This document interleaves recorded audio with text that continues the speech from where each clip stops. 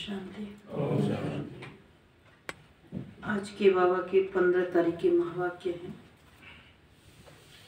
आज बाबा ने कहा योग की भट्टी आपके लिए बहुत जरूरी है। क्यों जरूरी है? कोई भी चीज को जब गलाया जाता है तो उसको अग्नि में डाला जाता है। तो योग की भट्टी जैसे बाबा ने पहले साकार में भी कराई, दादियों ने भी कराई। 7 दिन की योग भट्टी होती थी। जैसे बाबा मिलन के लिए जाते हैं इसी तरह से योग भट्टी के लिए जाते थे। तो उसमें योग कराने की विधियां सिखाई जाती थी। अभी तो क्या होता है, योग सिखाया ही नहीं जाता है। कोर्स होता है, कोर्स में थोड़ा थोड़ा बताया जाता है। लेकिन असली योग भट्टी वो होती है जिसमें रोज 6-7 दिन लगातार योग भट्टी में सभी संगठित रूप में बैठते हैं और संगठन में बैठ करके जब योग कराया जाता है, दादियाँ बैठ के योग कराती थी, वो योग की भट्टी होती थी। उनकी अवस्था अशरीरी हो जाती थी क्योंकि दादी साकार बाबा के साथ रही, साकार बाबा से जो शक्ति मिली तो वो दादियों ने दूसरों को बांटी। तो अब बाबा कहते वो योग भट्टी जब तक नहीं है तो आत्मा में ताकत नहीं है, शक्ति नहीं है। और शक्ति नहीं है तो परिवर्तन भी नहीं होता है। शक्ति नहीं है तो ज्ञान भी समझ में नहीं आता है, धारणा में नहीं आता है। और शक्ति लेने के लिए भी शक्ति चाहिए। तो अभी बैठ के योग भट्टी कौन कराएगा? अगर कोई कराता भी है योग भट्टी तो उस महत्व को हम उस महत्व से नहीं करते। पहले जब योग भट्टी होती थी तो 3-4 दिन तक मौन में रहते थे, बोलते नहीं थे, बस मौन में रहकर के योग भट्टी करते थे। अभी तो मधुबन में जाते हैं, मधुबन में 1 दिन का भी कोई मौन नहीं रखता। कहा जाता है आज बाबा आएंगे तो मौन रखना है, उस दिन का भी महत्व नहीं समझते। पहले बाबा मिलन जब होता था तो उसमें भी मौन भट्टी होती थी। धीरे धीरे करके अभी झाड़ बिल्कुल हल्का है तो उनको फिर कुछ भी डायरेक्शन देते हैं तो उनको योग करना भारी रहता है, मौन में रहना भारी रहता है। तब कहने वाले तो डायरेक्शन दे देते हैं, लेकिन उस डायरेक्शन को कौन कितना अमल में लाता है। फिर भी जिन्होंने पहले किया उनको तो बातें अच्छी लगती हैं, लेकिन अभी वालों को तो ये बातें भारी लगती क्योंकि अभ्यास नहीं है। तो इसीलिए मधुबन से डायरेक्शन भी निकलते हैं कि आप योग भट्टी करो। अब योग भट्टी का मतलब क्या है? जैसे 21 दिन के लिए कहा जाता है, उसके लिए कहा जाता है। तो हर जगह, हर सेंटरों पे, हर पाठशाला में बाबा के कमरे होते हैं। अपने घर में भी कई बाबा के कमरे बनाते हैं। तो 1 घंटा फिर 2 घंटा ऐसे 2-2.5 घंटे तक लेके जाएं उसको, 1 सप्ताह तक करके देखें, जब महसूसता होती है योग क्या है।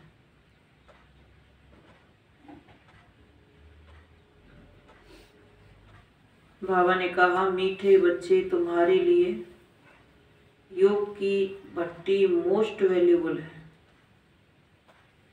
क्योंकि इस भट्टी से ही तुम्हारे विकर्म भस्म होते हैं। योग की भट्टी मोस्ट वैल्यूबल है, बाबा ने कहा तुम्हारे लिए, क्योंकि इस भट्टी से ही तुम्हारे विकर्म भस्म होते हैं।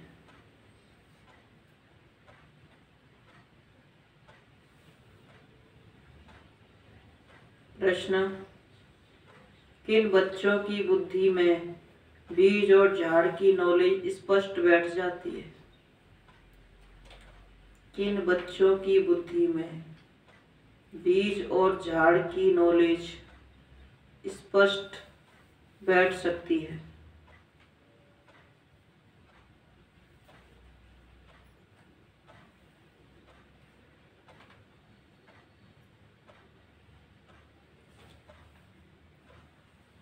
बाबा ने कहा उत्तर में, जो विचार सागर मंथन करते हैं, विचार सागर मंथन करने के लिए अमृत वेले का टाइम बहुत अच्छा है।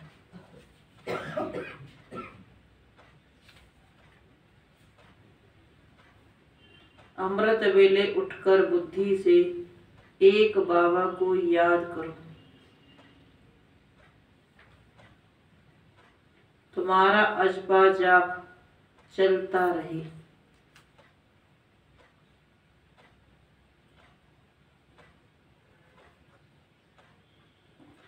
सूक्ष्म व स्थूल में शिव बाबा कहने की दरकार नहीं।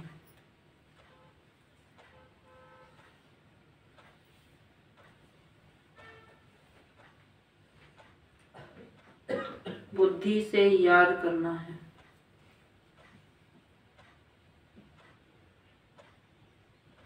ओम शांति। रूहानी बाप बैठकर रूहों को समझाते हैं, अर्थात बच्चों को समझाते हैं। बाप कहते हैं मुझे भी जिस्म है तब तो बात कर सकता हूँ। तुम भी ऐसे समझो कि मैं आत्मा हूँ इस जिस्म द्वारा सुन रहा हूँ। यह नॉलेज अच्छी रीति धारण करनी है, जैसे बाप के पास धारणा की हुई है। आत्मा की बुद्धि में धारणा होती है, तुम्हारी बुद्धि में ऐसी धारणा होनी चाहिए जैसे बाप की बुद्धि में है। बीज और झाड़ की समझानी तो बहुत सहज है। बाप की बुद्धि में बाबा ने कहा क्या धारणा है, ये ज्ञान की, पूरी नॉलेज की।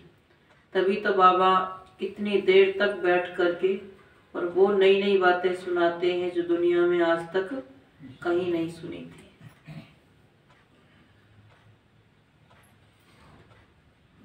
तो बाबा ने कहा झाड़ की समझानी तो बहुत सहज है। माली को नॉलेज रहता है ना कि फलाना बीज बोने से इतना बड़ा झाड़ निकलेगा। बस बाबा भी ऐसे ही समझाते हैं। ये बुद्धि में धारण करना है। जैसे मेरी बुद्धि में है वैसे तुम्हारी बुद्धि में रहना चाहिए। कि वह रहेगा तब जब विचार सागर मंथन करेंगे। विचार सागर मंथन करने का समय सवेरे का बहुत अच्छा है। उस समय धंधा आदि कोई नहीं रहता। भक्ति भी मनुष्य सवेरे करते हैं, यहाँ वहाँ जाते रहते हैं।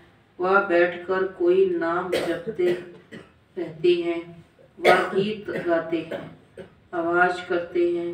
कोई तो अंदर ही राम राम रटते रहते हैं। ये भक्ति का अजपा जाप होता है। कोई माला भी फेरते रहते हैं। तुमको शिव शिव कहना नहीं है। जो लोग भक्ति में करते हैं वह ज्ञान में नहीं होना चाहिए। बहुतों को आदत पड़ी हुई है शिव शिव सिमरण करते रहेंगे। तुमको शिव शिव व स्थूल में न सूक्ष्म में जपना है। बाबा ने कहा शिव शिव न स्थूल में न सूक्ष्म में जपना है। तुम बच्चे जानते हो कि हमारा बाबा आया हुआ है, आएगा भी जरूर कोई शरीर में। उनका कोई अपना शरीर तो है नहीं, वह पुनर्जन्म रहित है। पुनर्जन्म मनुष्य सृष्टि में होता है। विष्णु के दो रूप लक्ष्मी नारायण हैं। देव देव महादेव कहते हैं।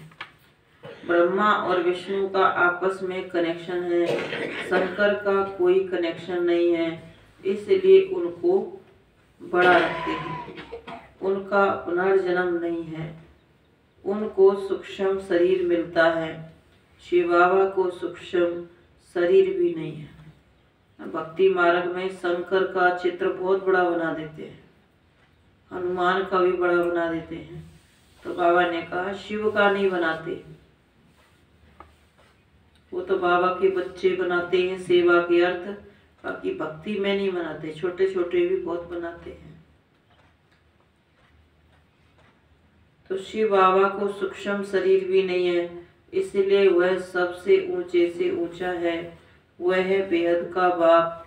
बच्चे जानते हैं बेहद के बाप से हम बेहद सुख का वर्षा लेते हैं। बाप की श्रीमत पर तुमको चलना है, पूरा चलना है। जो खुद याद करते हैं औरों को याद कराते हैं, वह जैसे बाबा के मददगार हैं। अब शंकर का जो रूप है वो भी कौन है? बाबा का मददगार है, शिव बाबा का मददगार है। किसके लिए? जिसमें 3 दिखाए ना, स्थापना, पालना और विनाश। तो बाबा ने कहा बाप और वर्षे को याद करना है, बच्चों को समझाते रहते हैं। तुम्हारे अब 84 जन्म पूरे हुए, बाकी थोड़ा टाइम है। नाटक में एक्टर समझते हैं, अभी बाकी आधा घंटा है, फिर हम घर जाएंगे। टाइम देखते रहते हैं। तुम्हारी तो बेहद की बहुत बड़ी घड़ी है, समझाया है, अब घर चलना है। बाप को याद करने से तुम्हारे विक्रम विनाश होंगे, और कोई शास्त्रों में ऐसा सहज योग है नहीं। वह तो बहुत हठयोग करते हैं, बहुत मेहनत करते हैं, जो तुम माताएं कर न सको। तुमको हठयोगियों के माफिक आसन नहीं लगाना है। तो बाबा ने कहा तुम्हारा योग तो सहज राजयोग है, जो चलते फिरते हर कर्म करते भी बाबा की याद में रह सकते हैं।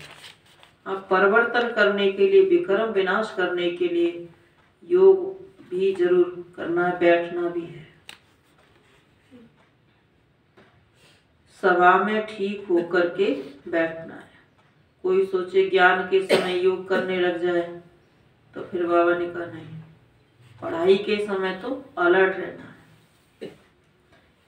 तुम्हारा राजयोग है, टांग पर टांग चढ़ाकर बैठना है। उससे कर्मेंद्रियां शांत शीतल रहती हैं, तो मन परमात्मा से सहज लग जाता है। ऐसे राजयोग में बैठने से नशा चढ़ेगा। हठयोग में दोनों टांग चढ़ाते हैं।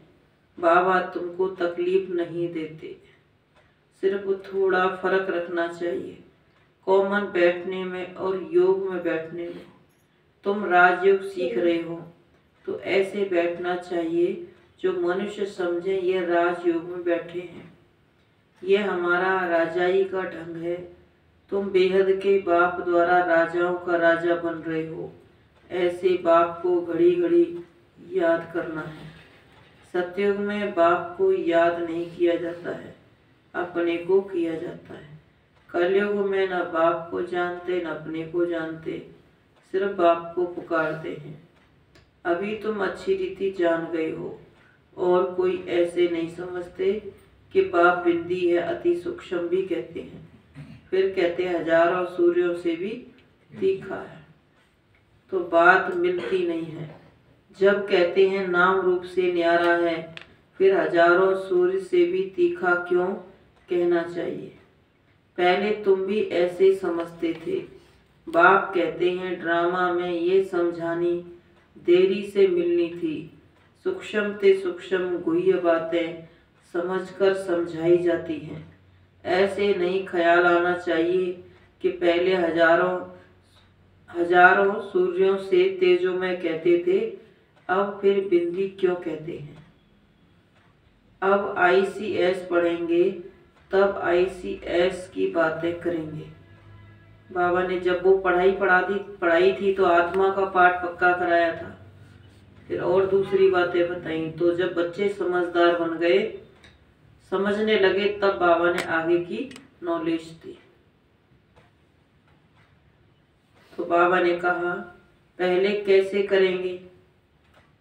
पढ़ेंगे तब जो ICS की बातें करेंगे। पहले कैसे करेंगे? इसमें मूझने की दरकार नहीं।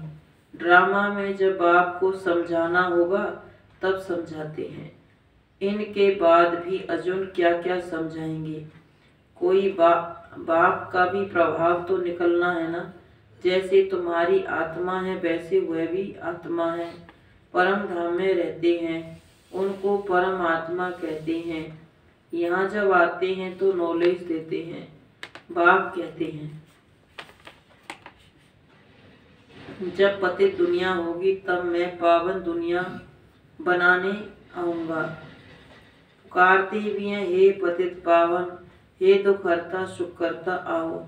वह तो संगम पर आएगा जब रात पूरी होगी तब दिन होगा, पुरानी दुनिया का अंत होगा, कर्मातीत अवस्था अंत में होगी। तुमको रहना भी गृहस्थ व्यवहार में है, छोड़ना भी नहीं है। शरीर निर्वाह अर्थ व्यवहार करते हुए कमल फूल समान पवित्र रहना है। देवता तो है ही पूर्ण पवित्र, परंतु कब और कैसे बने, जरूर पुरुषार्थ किया तब तो प्रारब्ध पाई है। पुरुषार्थ अनुसार प्रारब्ध बनी है, जैसा कर्म वैसी प्रारब्ध, यह तो चलता ही रहता है। अभी तो तुमको कर्म सिखलाने वाला बाप मिला है, उनको अच्छी रीति याद करना चाहिए। तुम एडाप्टेड बच्चे हो, मारवाड़ियों में एडाप्शन बहुत होती है, तुम्हारी भी एडाप्शन है, तुम इनके गर्भ से नहीं निकले हो। एडाप्शन में दोनों बाप याद रहते हैं, अंत तक जानते हैं कि हम असूल किसका था। अब इनकी गोद के बच्चे बने हैं, तुम भी जानते हो हम किसके थे और किसके बने हैं। मैं एडाप्ट करता हूँ, परमपिता परमात्मा के पास है, वह स्वर्ग का रचयिता है। उनकी रचना कितना समय चलती है, आधा कल्प। नरक का रचयिता है, तो बाबा ने कहा आधा कल्प चलती है भगवान की बनाई हुई रचना। नरक का रचयिता है रावण, उनका भी आधा कल्प राज्य चलता है। सतो प्रधान से तमो प्रधान बनते हैं, यह समझ की बात है। कुछ समझ में न आए तो पूछना चाहिए। जब सूर्य चांद को ग्रहण लगता है तो कहते हैं दे धान तो छूटे ग्रहण। तो 5 विकारों का दान दे दो, वह तो वर्ष में 1-2 बारी ग्रहण लगता है। ये तो कल्प कल्प की बात है। ये बाबा ने का ग्रहण तो पूरा 2500 वर्ष के लिए लग जाता है, जो परमात्मा ही आकर के इस ग्रहण से मुक्त करते हैं, और वो ग्रहण तो साल में 1-2 बार लगता है। ये तो कल्प की बात है। बाप आकर एक ही बार दान लेते हैं। मनुष्य बिल्कुल ही संपूर्ण, बाबा ने कहा, काले बन गए हैं, आयरन एज है। सच्चे सोने में अलाय पड़ने से काला हो जाता है। नया घर पुराना, पुराना घर नए बच्चे और बूढ़े में फर्क तो है ना। छोटा बच्चा कितना मीठा प्रिय लगता है, सब उनको चूमते हैं, गोद में बिठाते हैं।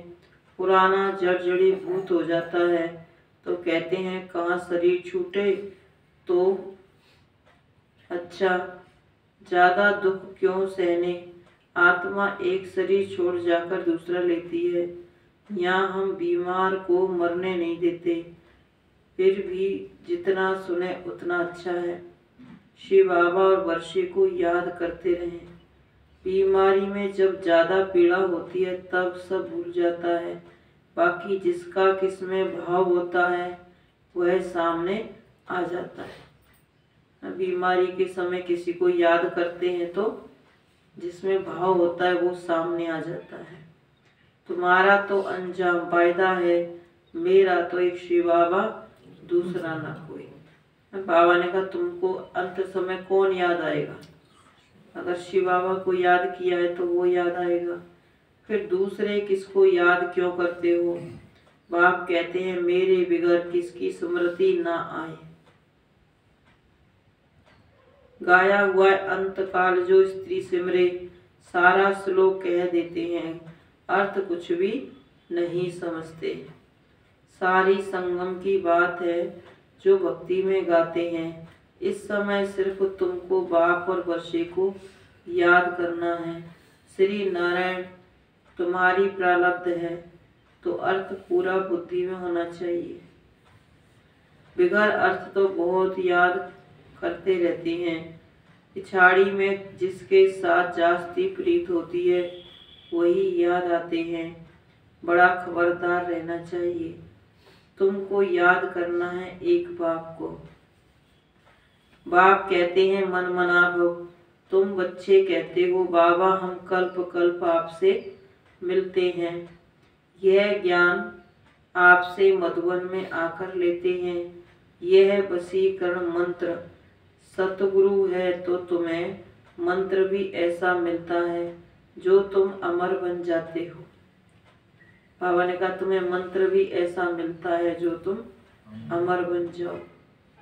यह है माया पर जीत पाने का मंत्र, इस पर गाते हैं तुलसीदास चंदन घिसे तिलक देत रघुवीर। यह भी अब की बात है जो बाद में गाई जाती है। तुम बच्चों को राज तिलक मिल रहा है। बाप और वर्षे को याद करने से बाप और राजधानी को, बाप और बादशाही को याद कर शरीर छोड़ेंगे तो राजाई तिलक मिल जाएगा। एक को तो नहीं मिलेगा। माला 108 की भी है, 16,108 की भी है।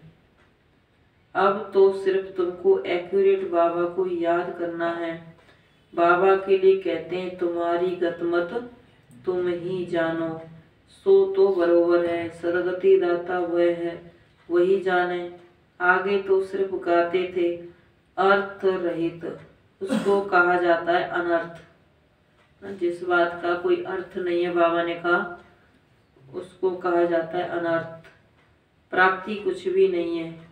मनुष्य दान पुण्य आदि करते करते उतरते ही आए हैं, प्राप्ति कुछ भी नहीं। आसुरी मत पर सब अनर्थ हो गया है। यह भी सत्यनारायण की पूजा करते थे, अब फिर पुजारी से पूज्य बन रहे हैं प्रैक्टिकल में। अब तुम बच्चे जानते हो शिव बाबा हमको पढ़ाते हैं, ये तो पक्का याद रखना है, नहीं तो विक्रम विनाश नहीं होंगे। यह योग की भट्टी मोस्ट वैल्यूबल है। मुक्ति भी मिलती है ना। कोई कहते हैं हमको मन की शांति चाहिए, परंतु पहले यह बताओ तुमको अशांत किसने किया है? जरूर पहले शांति थी, अभी अशांत बने हो। पहले ये तो बाबा ने कहा पहले शांति थी फिर अशांत बने हो, तब तो शांति मांगते हो। शांति तो सारी दुनिया में चाहिए। एक को शांति मिलने से कुछ न कुछ मूझ पड़े हैं। बाबा ने कहा एक को शांति मिलने से कुछ हो न सके। एक को शांति मिलने से सारी दुनिया में थोड़ी शांति हो सकती है। अशांत किसने किया है? मूझ पड़े हैं। समझाया जाता है शांति धाम सुख धाम और यह है दुख धाम। सुख धाम में मनुष्य बहुत थोड़े थे उस समय, बाकी सब आत्माएं शांति धाम में थी। तुमको शांति वहां मिलेगी, यहाँ तो शांति हो न सके। यहाँ तो है ही दुख धाम, दुख में अशांति होती है। यह तो बहुत सहज है, किसको भी समझाना।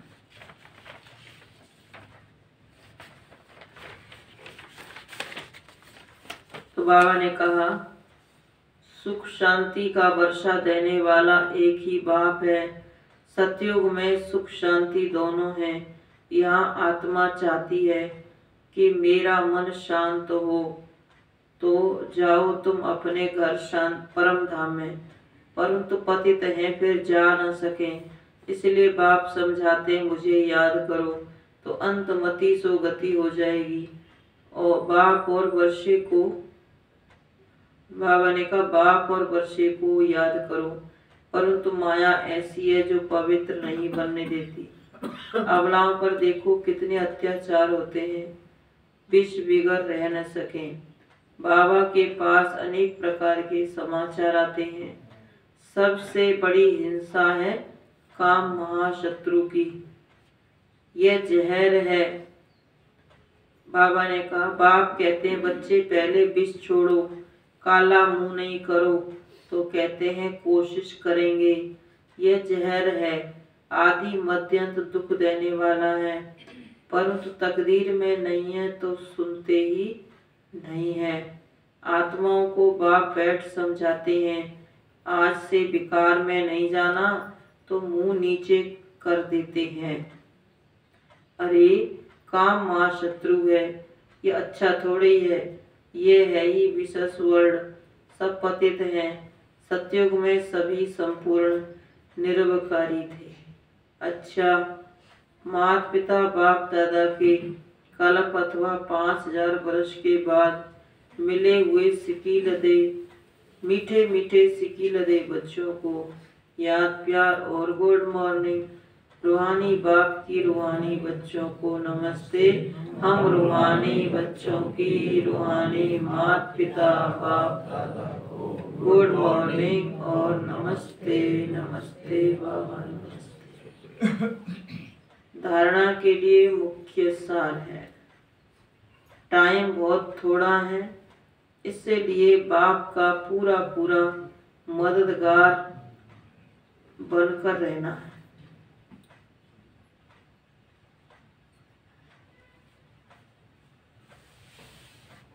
बाप और वर्षे को याद करना है और दूसरों को भी कराना है।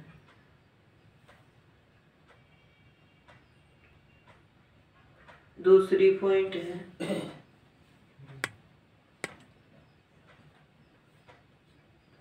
अंत समय में एक बाप की याद रहे, इसके लिए दिल की प्रीत एक बाप से रखनी है।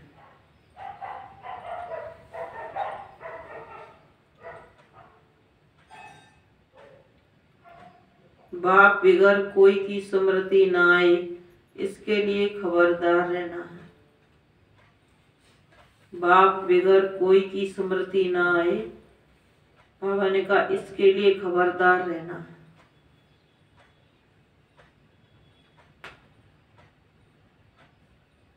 वरदान है, सोचना कहना और करना, इन तीनों को समान बनाने वाले।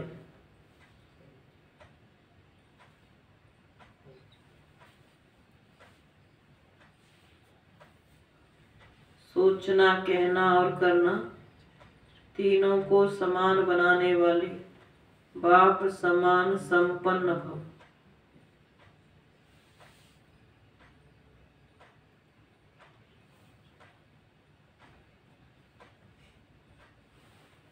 विस्तार है, बाप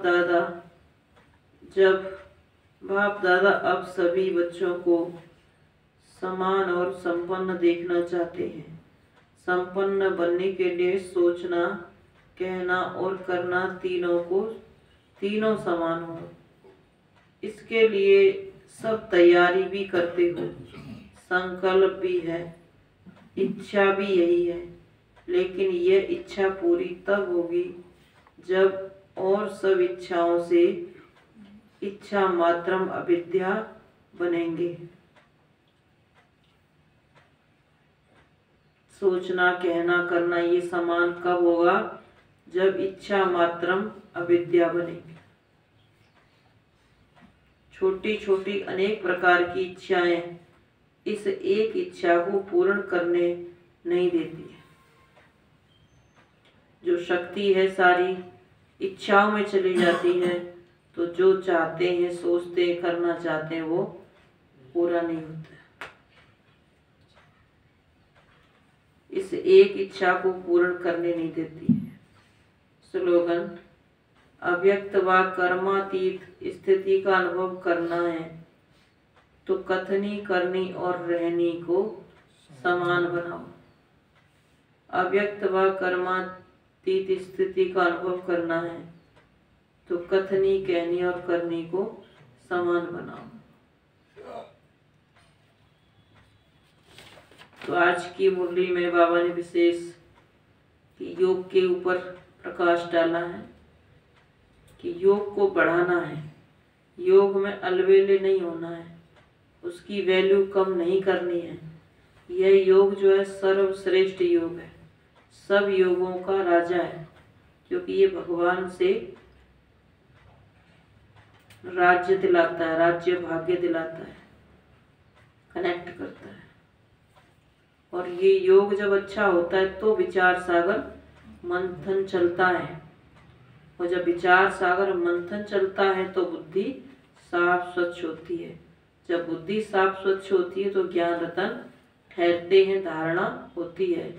अब जब वो धारणा हो जाती है तब दूसरों को सुनाते हैं तो उनको वो ज्ञान, रियलिटी क्या है, सच्चाई क्या है, जितना हमारे अंदर रियलिटी में भरा हुआ है उतना ही दूसरों तक पहुंचता है। ओम शांति।